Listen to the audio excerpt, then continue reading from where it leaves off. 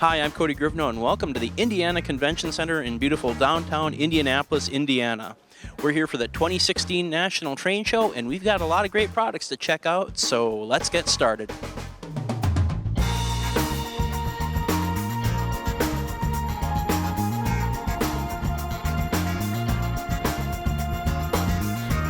Okay, we're over at the Walthers booth with Mark Lydell. And Mark, we got two new Walthers mainline models we're going to look at today, and we're going to start out with the 59-foot cylindrical hopper. Most definitely. It's a beautiful hopper. They have Protomax couplers and see-through plastic walkways on the top. The level of detail we're getting in this in a midline hopper car is just a beautiful car. And Mark, you're doing a lot of the popular Canadian road names here. I see you've got the Government of Canada, also the Heritage Fund, and other ones. We have actually a couple different ones under the Government of Canada. We also are running an Alberta paint scheme as well in the cylindrical hopper. Very, very nice, bright, colorful paint schemes. They'll be coming out this fall, so keep an eye out for them and reach out to your local dealer and get them ordered. Okay, Mark, and we also have the Plymouth ML8 Industrial Switcher, and this is a really great new model here. A lot of wonderful features, too. It's a highly detailed, heavy die-cast metal underframe. Also has separate metal handrails and a see-through grille on the front as well. Very excited about these bright, colorful paint schemes on a number of them. It's going to add a lot to somebody's layout. Now, this model is going to be offered as direct current and digital command control with a motor-only decoder, but this decoder features something nice for a short wheelbase locomotive like these. Most definitely. What it does is it allows it to go across track, and if there's any dead spots, it holds a bit of the current so that it keeps running smoothly so you don't see any hiccups on your own layout at home. And that's using the current keeper in there? Most definitely. Okay, Mark, well, I really appreciate your time and have a great show. Thank you very much. You too. Well, the Just Plug lighting system's been real popular for Woodland Scenics, and they're continuing to expand on that brand with new streetlights and vehicles with working headlights and taillights. And here to fill us in on the details is Troy Henson. Troy, nice to meet you. Nice to meet you. Why don't we start with the streetlights? You got a lot of new products in that line. Right. Yeah, we carry all the streetlights come in the N, HO, and O scale. We currently have 3 different types of street lamps, and we have our wall mounts also. They're very popular. Kind of hard to get a hold of right now because they're so popular, but that's a good thing. We are currently using them with the Just Plug system like everything else we have. We want to keep it all simple, makes it easy to install. One plug, one system, no solder or anything like that. Makes it real nice and clean and easy to use. Adds another dimension to your layout. And Troy, these are in hobby shops right now if people want to get their hands on them? Yes, they are. They should be at our distributors and dealers. We've sent them out just as quick as we can, and as soon as they come in, they go right back out and look for them. Try and get a hold of your local hobby shop and see if they got them for you. All right, Troy, and like I said, you got new vehicles coming out. And this is a great thing. They're coming out this fall, but you have all sorts of different vehicles, coupes, pickups, the whole shebang with working headlights and taillights. Right. What we have is our current line of accident vehicles is N and HO scale only at the moment. We have, like you said, trucks, cars, of course, mostly in the 40s, 50s era, but we do have an array of different ones. We've got a cop car that's going to have a flashing cherry on it, kind of like the top of this light here. So, but yeah, they're coming out in fall, and we're excited about it. All right, Troy, well, I really appreciate your time. It was great to meet you, and have a great show. And you, thank you.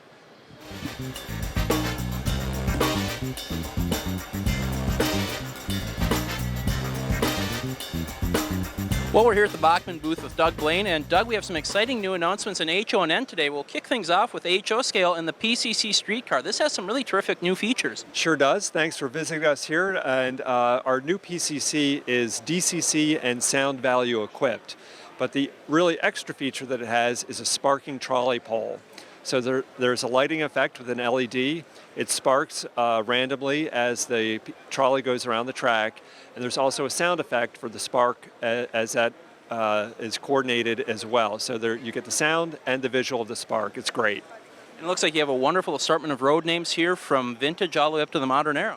We do, and they'll be out in December of this year. So you can look forward to that for the holidays. All right, Doug, well, we're on the N-scale side of the booth, and you have some new passenger cars that are a companion to your GG1. We do. We have some great fluted passenger cars. We have coach, observation, and baggage car. The coach and observation both have lighted interiors. The baggage car does not. The 3 cars are available now to go along with the GG1 and whatever else you might want to put them behind.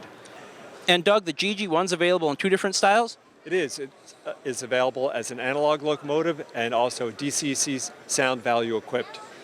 So there's two good choices to pair with the passenger cars.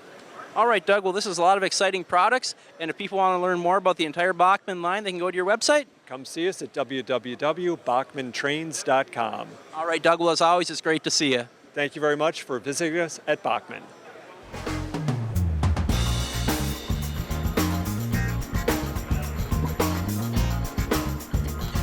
Well, another annual tradition at NMRA National Conventions is the Lego layout, and we have some friends from just down the road here in Pewaukee, Wisconsin.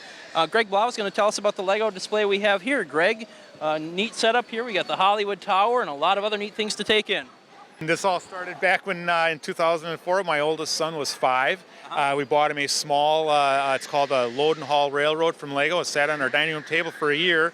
After a year, I said, we need to get that off our dining room table. So we built a table and this started in our basement back then, 25 years ago. Wow. And grew into this.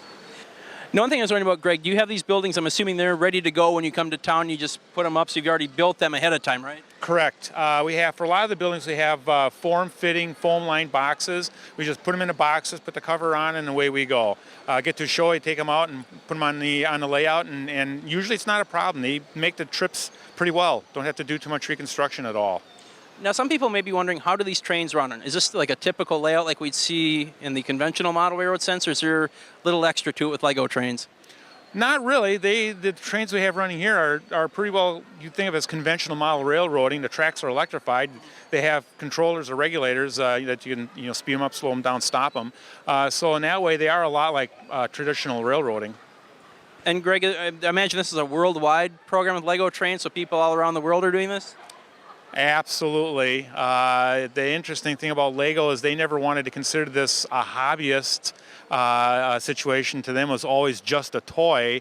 So for people like us, they will make long trains out of their stuff, and they never really were meant for that. They're good if they're short little trains like this, but you get them any length, they overheat and then they shut down, and you got to let them cool off, and then they'll start up again. But it was never Lego's intention really to make it a hobbyist type of a thing. Now, if people want to get into Lego model railroading, what can they do? Where do they go? Well, they can go to lego.com. They can go to, there are Lego stores. There is one in Milwaukee at Mayfair Mall. We have a Facebook fan page that lets you show what we're doing when we go to shows like this, and just search Pewaukee Road Lego Train Line in Facebook, and you'll find us. Terrific. Well, thank you so much for your time. My pleasure. Okay, big news at the Atlas booth, and here to fill us in on the details is Rob Pisani. Rob, you guys have been known for track for many, many years. Some big news in track. You're going to a new scale. We're going to a new scale, big news in a little size, Z scale. We decided that the market needed correct size flex track. It's a longer length than is currently available on the market. We're also planning turnouts. We have several in mind. I won't go into the detail of what's what yet because I'm not quite sure what will come out first, but we do have several turnouts in the design stage right now. And we hope to come out with them later this year, announce them at least later this year. The track should actually be officially announced for order taking in about a month, and then we hope to receive it later in the year, if not early next year. And Rob, it looks like this is going to have some of the same features as the other scales track. Looks like you have the injection molded plastic ties, nickel silver rail. Correct, and it's also very flexible like our other flex track. And we'll probably be going with brown ties on this. Currently the sample is molded in black, but it would be similar to, the rail itself is also similar to our N-Scale Code 55 line. Okay, and commuter fans have a lot to look forward to with your new NJ Transit equipment. Yes, the other big announcement is of the month is our NJ Transit project, a commuter train project, more accurately. In this case, the first announcement, the first run we're making is NJ Transit. The locomotive is very unique. It's a dual mode locomotive. It runs on an overhead catenary as in electric mode and in diesel mode in non-electrified territory. And what are some of the features on the locomotive and the cars? The locomotive will, of course, be available in what we call our Silver and Gold series. Silver being straight DC locomotive, and Gold being DCC with the option also of VSU sound included. In addition, the cars will have, they're free rolling. We wanted to make sure the cars rolled well because there are pickups on them. They will be lighted.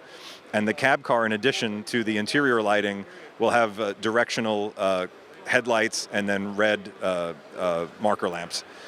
And there are a lot of different options for getting these various cars and locomotives. You have multi-packs, and these are single sale items as well, correct? Yes, that's correct. The locomotive is available with multiple road numbers. We also have a 3-pack that includes 1 locomotive and 2 cars. I should mention the cars, there's 3 types of cars. They kind of all look the same from a distance, but there's a cab car, a trailer car, which is a standard coach, and then a trailer with a toilet. And all the toilet car is basically is it's missing 1 window. So there's also a multi-pack with 1 of each car type in it. Then there's a lot of choices for individual purchasing of cars, so people could assemble multiple accurate, length 6 to 8 car trains of these, which is typically how they run.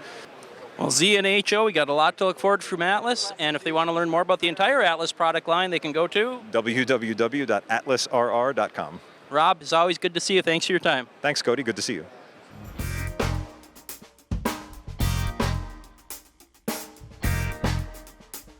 We're here at the Kaido booth, and there are 2 new N-scale products coming in. Here to fill us in on the details is Paul Knowles. Paul, good to see you again. Yeah, it's good to be here. Well, Paul, first let's start out with the new crossing gate here from the Unitrack line. This is a really exciting new product with flashing grade crossing signals and working gates. Yes. Well, some might remember that we had one of these on the market a decade ago. That version was not DCC friendly.